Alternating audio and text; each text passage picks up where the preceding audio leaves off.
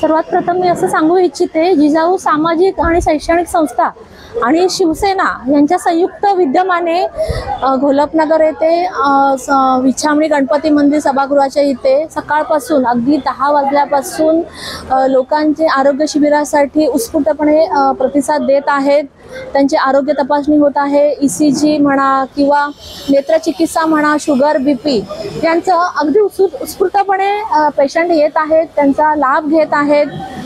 आणि अजूनही तुम्ही पाहू शकता की 250 पर्यंत पेशंट झालेले आहेत, लाभार्थी झालेले आहेत आणि अजूनही पेशंटची रीक चालूच आहे आणि यात कुठेही खंड पडत नाही आहे।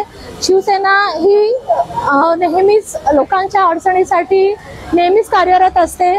त्याच्यात जिजाऊंचे सांबरे साहेबांनी शिंदे साहेबांसोबत येऊन ही मोठीच एक म्हणतात ना कामाची अडचणींची अशी अडचणींवर मात करण्याची एक मोठीच आघाडी उभारलेली आहे आणि याच्या सामान्य नागरिक सगळ्यात सपोर्ट त्यांना मिळतो आहे आणि त्याचा लाभार्थी लाभ घेत आहेत।